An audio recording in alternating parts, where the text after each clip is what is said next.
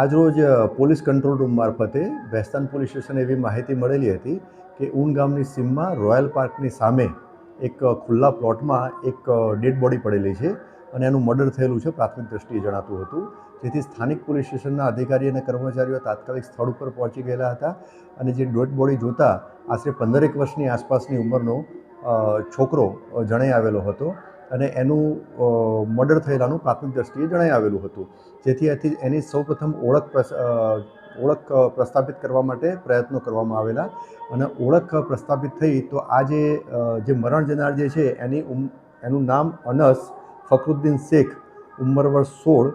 અને તે આસમાનગર ઊન પાટિયા ભેસ્તાનનો રહેવાસી જણાઈ આવેલ. તો આ અનુસંધાને એના વાલી વારસોનો સંપર્ક કરવામાં આવેલો અને વાલી વારસ પૈકી એના ફાધરનું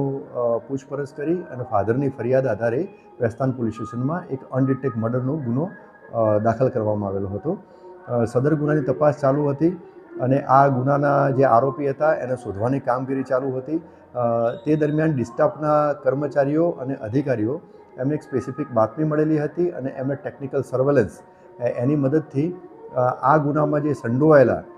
કાયદાના સંઘર્ષમાં આવેલ બાળકો મળી આવેલા હતા. તેમની પ્રાથમિક પૂછપરછ કરતાં એમને ગુનો કરેલાની કબૂલાત કરેલી હતી, જેથી આ ગુનામાં સંડોવાયેલ કુલ 5 કાયદાના સંઘર્ષમાં આવેલ બાળકોને તપાસ કરનાર અમલદારે તાબામાં લઈ અને આગળની કાયદેસર કાર્યવાહી હાથ ધરેલી છે. આ જે 5 બાળકો જે છે એ પૈકી એકની ઉંમર 10 વર્ષ છે, બીજા 2ની ઉંમર 12 વર્ષની છે, એકની ઉંમર 13 વર્ષની છે અને એકની ઉંમર 14 વર્ષની છે. આ જે ગુનો કરનાર જે કાયદાના સંઘર્ષમાં આવેલ બાળકો અને મરણ જનાર એ બધા આમ તો સાથે જ રમતા હતા અને બધા મિત્રો હતા, પરંતુ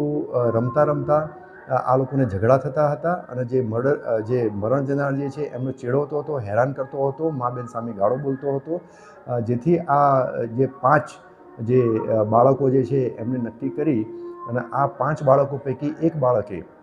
એના ઘરેથી છરી લાવી અને આ 5 બાળકોએ પ્લાનિંગ કરી અને આ ગુનાવાળી જગ્યાની બાજુમાં એને છરીનો ઘા મારી અને એકબીજાની મદદગારી કરી અને